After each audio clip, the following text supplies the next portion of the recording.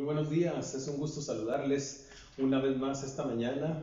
Para mí es una bendición invocar bendición sobre ustedes abundantemente para que estén rebosando de alegría cada uno de estos días por la bendición del Señor grandioso a quien amamos y servimos. Gracias por estar ahí al pendiente del mensaje de la palabra de Dios que le voy a compartir una vez más en esta mañana. No nos cansemos de estar al pendiente de la palabra de Dios porque ella es vida para nuestras almas. Recuerde, es el pan espiritual del cual debemos participar todos los días. El tema que le voy a compartir ahora es consuelo para un corazón quebrantado. Esa es la temática de esta mañana. Consuelo para un corazón quebrantado. Y voy a fundamentar este mensaje en el Evangelio según San Lucas, capítulo 7, versículos 11 al 17. Espero que no piense que estamos utilizando la misma cita del miércoles anterior, porque es muy similar. El miércoles anterior le prediqué sobre Lucas 17, 11 al 19. Hoy vamos a Lucas 7, 11 al 17. Este pasaje que estamos considerando en este momento nos dice que Jesús iba dirigiéndose rumbo a una localidad llamada Naín. Iba acompañado con muchos discípulos y también una gran multitud que iba junto a ellos. Naín era una diminuta aldea que estaba aproximadamente a 30 kilómetros de Capernaum. Jesús apenas había estado unos días anteriormente en esa localidad, Capernaum, y había sanado a un siervo de uno de los centuriones de esa localidad. A 30 kilómetros de ahí estaba Naín. También lo que encontramos es que Nazaret, la localidad o la aldea donde el Señor Jesucristo se crió, estaba a 10 kilómetros de esta localidad que estamos mencionando y que nos va a ocupar, que es Naín. Naín estaba sobre una colina. Se dice que del otro lado de la colina donde está edificada Naín, está una aldea llamada Sunem, que es una aldea donde el profeta Eliseo en su tiempo resucitó a un niño. Los que leen la Biblia recordarán ese pasaje. Por otro lado, se nos dice que a 5 kilómetros de Naín también estaba otra aldea llamada Endor, que es donde el rey Saúl fue a consultar a una medium. Acción, por cierto, que estuvo en contra de la voluntad de Dios. Naín es una localidad que existe todavía en este tiempo, pero ya no se llama así, ahora se llama de una manera similar, se llama Nain. Nain en la actualidad contiene ruinas, es una aldea que tiene ruinas y que tiene grutas que en el tiempo pasado fueron sepulcros. Es en este poblado donde, según los hechos que le voy a narrar, un corazón quebrantado fue consolado, o fue consolado un corazón quebrantado, ahí en esa localidad. Y ese es el tema, como le acabo de decir, de este mensaje. Por favor, acompáñeme para considerar algunos pensamientos sobre este tema precisamente que le acabo de mencionar. El primer pensamiento al que nos vamos a abocar en esta mañana es que el consuelo se requiere cuando hay mucho dolor en el corazón. Acuérdense, el asunto central es el consuelo. El consuelo se requiere cuando hay mucho dolor en el corazón. El pasaje que estamos considerando nos dice que cuando Jesús llega a Naín, precisamente a las puertas de la ciudad, se encuentra con un cortejo fúnebre. Es lo primero con lo que él se topa cuando llega a Naín. Un cortejo fúnebre delante del cual viene una mujer, según la costumbre, con el corazón destrozado. Era la más cercana doliente a la persona fallecida. Aquel cortejo se abocaba a ir afuera del pueblo para sepultar a ese difunto que traían. Bueno, esta mujer de la que hablamos era la doliente más cercana a ese difunto. Hay de hecho por lo menos 4 agravantes que hacen que el dolor de aquella mujer fuera excepcionalmente fuerte. El primer agravante es que ella era viuda. Eso lo dice el pasaje. Era viuda, quiere decir que hacía tiempo se había quedado sin marido y parcialmente, por decirlo de alguna forma, desamparada, parcialmente desamparada. Número 2, el fallecido era su hijo. Así que era una situación sumamente dolorosa porque, como decimos de pronto entre nosotros, lo natural es que los hijos sepulten a los padres, pero no que los padres sepulten a los hijos. Ahora tenemos a una mamá que va a sepultar a su hijo. Es una situación excepcionalmente dolorosa. El tercer aspecto que hace esta situación dolorosa es que era un hijo joven. Estaba joven el muchacho. Usted sabe que la partida de un ser humano siempre resulta ser lamentable y dolorosa, pero cuando se trata de un joven, siempre hay comentarios del impacto que esto produce, el dolor especial que esto produce por cuanto se trata de una vida que apenas comienza y ya se fue. 4. Estamos hablando de que era su hijo único. Esto es como el remate, como la corona de la situación esta difícil. Hijo único. Es decir, que ya no tenía más hijos de dónde echar mano a aquella persona, ni emocionalmente ni económicamente. A la luz del Antiguo Testamento, la pérdida de un hijo único era un símbolo del dolor personificado. Usted puede leer, por ejemplo, en el libro de Zacarías, capítulo 12, versículo 10, lo invito a que lo lea en cuanto tenga oportunidad. Ahí ese pasaje dice que Israel, proféticamente hablando, llorará y lamentará en el futuro por haber rechazado a Jesús, como lamenta un padre de familia la pérdida de su hijo único. Se utiliza esa figura para dar a entender el dolor profundo que habrá en la nación de Israel. Lea ese versículo. Entonces, en el Antiguo Testamento, la pérdida de un hijo único era el dolor personificado. Entre aquellas personas del tiempo y la cultura del Señor Jesucristo, venía a ser una tragedia realmente el hecho de que un hijo único se le muriera a una mujer que era viuda. Porque no solamente tenía que enfrentar el dolor de quedarse sin más descendientes, sin más miembros de la familia, sin más soporte emocional, sino que eso representaba que la mujer no iba a tener ninguna especie de sustento. Lo que quiere decir que muy probablemente quedaría expuesta a tener que depender de la caridad pública. Vamos a decirlo de manera más fuerte, probablemente tendría que caer incluso en la mendicidad, tener que andar pidiéndole a otras personas para que de su caridad la sostuvieran, porque en ese tiempo las mujeres no tenían posibilidades de trabajo, eran sustentadas por los hombres. Así que era considerada una verdadera tragedia la pérdida de un hijo único de parte de una mujer que era viuda. Así que aquella mujer de la que estamos hablando en este pasaje es una dama que tiene un dolor agudo en su alma, está extremadamente apenada en dolor y está muy necesitada de ser consolada. Afortunadamente la Biblia dice que ella iba rodeada de una gran multitud, el cortejo fúnebre era grande. Y entre aquellas personas había sin duda amigos, había parientes y había vecinos que trataban por lo menos con su presencia de mitigar un poco el quebranto de aquella mujer. Y ciertamente la presencia de esas personas venía a ser un paliativo, es decir, un calmante para el quebranto de aquella dama, pero en definitiva su compañía no podía curar su dolor. No obstante, más adelante vemos que hay alguien que cura su dolor. Ella estaba por lo pronto muy necesitada de ser consolada. Como digo, aquellas personas que estaban cerca, su presencia era un paliativo, pero seguía con un grande dolor, necesitaba ser consolada. Muy probablemente usted que me oye también esté en este momento experimentando un dolor grande. La verdad es que las causas por las que en un momento dado se puede experimentar dolor emocional, porque a eso me refiero, a dolor emocional, no a dolor físico del corazón, sino un dolor emocional, las causas pueden ser muchas. Por ejemplo, la pérdida de un ser querido, como en este caso, que esta dama había perdido a su hijo único, tenía un grande dolor emocional. Sin embargo, la pérdida de un ser amado no es la única causa por la que una persona puede sentirse extremadamente dolida. Hay muchas pérdidas que vienen a traer luto a las personas. Entiéndase luto como pena, aflicción, dolor en el alma. Y el luto se da por otro tipo de pérdidas. Por ejemplo, perder un matrimonio, O perder un noviazgo, también eso produce luto en el corazón.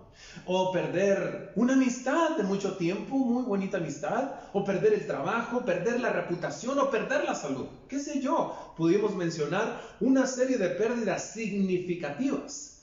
Si la pérdida es muy significativa para la persona, aquello provocará dolor.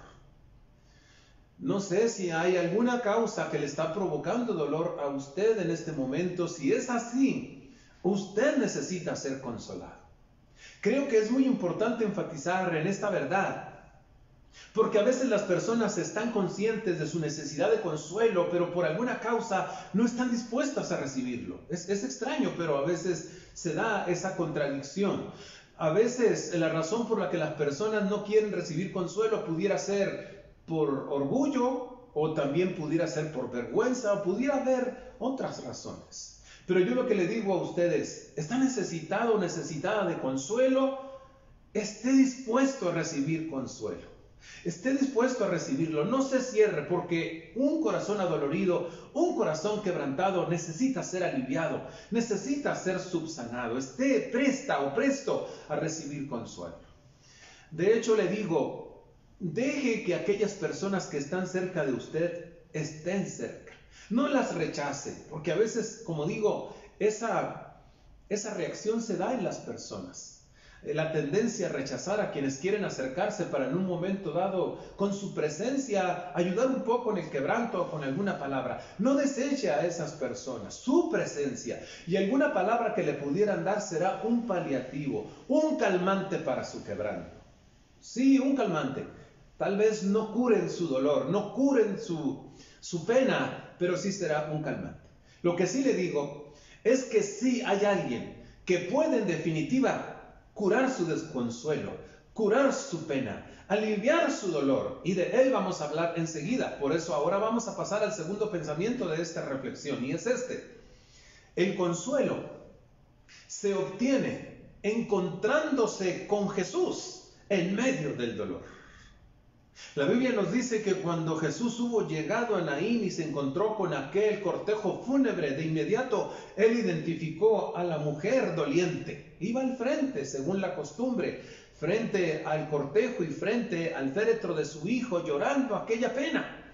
Entonces Jesús la identificó, la miró, y dice el pasaje que él fue movido a misericordia, que él se conmovió en sus entrañas, tuvo compasión de la mujer, se acercó a ella y le dijo: no llores. Mire, si el Señor Jesucristo no tuviera ya pensado lo que iba a hacer enseguida para consolar a aquella mujer, esa solicitud que le estaba haciendo a la dama sería incongruente, estaría fuera de lugar. No llores. Sería una solicitud inadecuada, porque lo más natural es que cuando una mujer ha perdido a su único hijo, llore.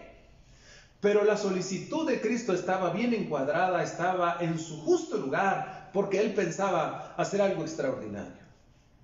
¿Qué era lo que el Señor iba a hacer para consolar a aquella mujer? Iba a resucitar a su hijo. Es lo que él estaba pensando y lo que efectivamente hizo. El pasaje que le estoy compartiendo en Lucas capítulo 7, 11 al 17, dice que en ese momento preciso el Señor Jesús se acercó al féretro y lo tocó. Cuando hablamos de féretro no debemos pensar en un ataúd como los que nosotros conocemos, porque la cultura, la costumbre era diferente en aquel tiempo. Ellos acostumbraban más bien, cuando alguien moría, lavar el cuerpo, ungirlo con especias, envolverlo en lienzos y luego ponerlo en una especie de camilla. Quiere decir que cuando la Reina Valera 1960, la versión esta, habla de un féretro, se refiere a esa camilla. El cuerpo más bien iba a la intemperie, lo portaban aquellos y lo llevaban al cementerio. Entonces dice que Jesús toca el féretro, se refiere a la camilla, y le habla al muerto, al difunto, y le dice: joven, a ti te digo, note, por su autoridad propia, por su poder propio, porque el Señor Jesucristo es Dios hecho carne, le ordena al joven: a ti te digo, levántate. Y para asombro y alegría de todos los que estaban ahí, el difunto se incorporó, dice la palabra de Dios, y comenzó a hablar. En ese momento el Señor Jesucristo lo toma y se lo lleva a su madre. ¿Puede usted imaginar la escena? La conmoción, la alegría en aquella mujer. En ese preciso momento, el dolor agudo que había en el corazón de aquella dama se esfumó de inmediato. Ella en ese momento se encontró con el Señor Jesucristo, quien con su poder divino resucitó a su Hijo, y a través de ese milagro grandioso se le dio un consuelo total. Se encontró con Jesús. Ahora bien, no debemos pensar que esto que estoy diciendo significa que el Señor Jesús vaya a resucitar a los difuntos de todos los funerales. Eso no se enseña en la Biblia. Decir eso sería algo que no lo encontramos en la palabra de Dios. De hecho, la Biblia en los 4 evangelios solamente presenta 3 resurrecciones que el Señor Jesús hizo: la de Lázaro, la de la hija de Jairo y la de este joven. Fueron 3 resurrecciones llevadas a cabo con un propósito específico dentro de la soberanía y la sabiduría del Señor. Pero incluso estas 3 personas murieron, porque es una ley que todos los seres humanos debemos morir. Hebreos capítulo 9 versículo 27 dice: está establecido a los hombres que mueran una sola vez y después de esto el juicio. Es una ley y gracias a Dios por esa ley. Imagínese vivir eternamente con todas las consecuencias del pecado que hay en este mundo. Pero Dios en su misericordia ha dispuesto que todos los mortales tengamos un fin. Entonces, lo que digo no significa que el Señor Jesús va a resucitar los difuntos de todos los funerales. Lo que sí significa esto que estoy diciendo es que si usted tiene contacto con Jesús, y le estoy hablando tanto a cristianos como a no cristianos, si usted tiene un encuentro con el Señor Jesucristo, si usted procura buscar su rostro, entonces Él le va a dar vida espiritual a usted, de la misma manera en que le dio la vida física a aquel joven. Y si usted tiene dolores emocionales, quebrantos, heridas en su alma, el Señor Jesús con su compasión y con su poder lo va a sanar a usted, lo va a consolar. Eso es lo que sí estoy diciendo en esta preciosa tarde. Así que hay que encontrarse con Jesús, porque el consuelo se obtiene encontrándose con Jesús en medio del dolor. Finalmente, un tercer pensamiento relacionado con este tema es el siguiente. El consuelo, una vez que se recibe por el poder del Señor, impacta a terceras personas. Es decir, que si usted recibe consuelo, no solamente va a ser bendecido usted, sino que van a ser bendecidas e impactadas terceras personas. La Biblia nos dice en este pasaje que cuando el Señor hizo aquel milagro de resurrección con el objetivo de utilizarlo como un medio para consolar a aquella mujer, aquella viuda y madre doliente, se produjo un impacto muy fuerte entre toda aquella gente que formaba parte de la corte funeraria. Dice el pasaje nuestro que toda aquella gente se llenó de temor y que empezaron a glorificar el bendito nombre del Señor, diciendo: Dios nos ha levantado un gran profeta y Dios ha descendido a ayudarnos. Era tanta la conmoción entre ellos que dice el pasaje que la fama de Jesús corrió por toda Judea y por todos los alrededores de Naín. Hubo un impacto grandioso. Es verdad que aquel impulso de glorificar a Dios por parte de estas personas vino como consecuencia del milagro de la resurrección de aquel joven, pero no debemos pasar por alto que aquella resurrección fue con el objetivo de consolar a la mujer. Así que aquella escena grandiosa donde Jesús resucita al muchacho y luego se lo presenta a su madre trayéndole una gran alegría, un gran consuelo, eso en conjunto es lo que impacta a aquella gente y glorifican al Dios de los cielos. Lo que pasó con ellos es algo parecido a lo que pasó con un soldado romano llamado Marcelo, cuando él fue impactado por causa de la gran consolación que él miró en la vida de un joven adolescente apenas, un adolescente cristiano llamado Publio, que tuvo que enfrentar las fieras en el tiempo de las persecuciones imperiales. Este soldado había tenido ya anteriormente oportunidad de tener un intercambio con Publio, y Publio, este jovencito, le había compartido el evangelio. Marcelo simpatizaba con el evangelio, pero no se animaba a hacer confesión de su fe por temor al Estado. Estaban siendo perseguidos los cristianos, comprende. Él estaba discreto, guardando su fe, pero en esa ocasión en que Publio llegó a la arena, porque iba a ser sacrificado delante de las fieras, iba a ser devorado por las fieras, la historia nos dice que entre el público que estaba mirando aquel espectáculo, porque era la costumbre de los romanos, estaba sentado entre el público precisamente este soldado. Había seguido a Publio para ver qué pasaba con él. Lo vio no desconsolado delante de las fieras, no lo vio desgarrado emocionalmente, sino que lo vio con un consuelo tremendo que venía por la convicción del Espíritu Santo en él, que a partir de ese momento vería a su Salvador y estaría para siempre con él. Un consuelo de Dios sobre su vida que se traducía en fortaleza y que se traducía en fidelidad en aquel muchacho. De tal forma que la historia dice que en el primer momento en que la fiera saltó y se apoderó del muchacho, el impacto fue tan fuerte en Marcelo el soldado que, estando allá en el público sentado, brincó de su asiento gritando: ¿dónde está, oh muerte, tu aguijón? ¿Y dónde, oh sepulcro, tu victoria? Sorbida es la muerte en victoria. Él estaba citando un pasaje de Primera de Corintios en el capítulo 15, porque él tenía ya cierto conocimiento de la palabra. Fue tan inspirado por aquella consolación que manifestó aquel muchacho, traducido en fortaleza y fidelidad, que estuvo dispuesto a enfrentar las fieras, que él, Marcelo, que se había callado en cuanto al testimonio de su fe, en ese momento él hizo pública su fe en aquel lugar, gritando de esta manera que le acabo de señalar. Desde luego, en ese preciso momento, Marcelo fue descendido a la arena para que también enfrentara a las fieras por declararse cristiano. Pero ¿qué impacto hubo en él? Mire la consolación de Dios manifiesta en un jovencito por su gracia, por su poder y por su compasión, el impacto que tuvo en aquel hombre.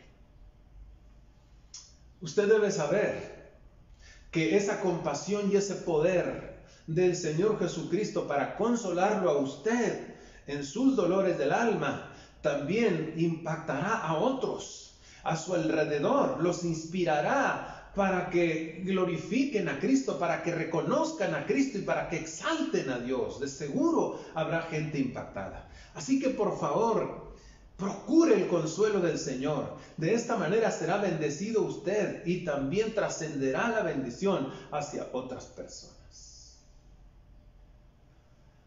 Muy bien, ahora permítame llegar al final de esta reflexión diciéndole que hoy hemos analizado esta mañana 3 pensamientos que han girado en torno al tema consuelo para un corazón quebrantado. Estos 3 pensamientos, si lo recuerda, han sido los siguientes. Número 1, el consuelo se requiere cuando hay mucho dolor en el corazón. Número 2, el consuelo se obtiene encontrándose con Jesús en medio del dolor. Y número 3, el consuelo, una vez que se recibe por el poder del Señor, impactará a terceras personas. Llegamos entonces a una conclusión muy importante. Los momentos en que esta vida nos haga llorar serán inevitables. Pero eso no significa que debamos hundirnos en el desconsuelo. Tenemos un Señor Jesucristo cuya compasión y cuyo poder son suficientes para consolarnos totalmente. Son suficientes para sanar nuestros quebrantos. Él mismo lo declaró en Lucas capítulo 4 versículo 18 cuando dijo: el Espíritu del Señor está sobre mí, declaró Cristo, por cuanto me ha ungido y me ha enviado a sanar a los quebrantados de corazón.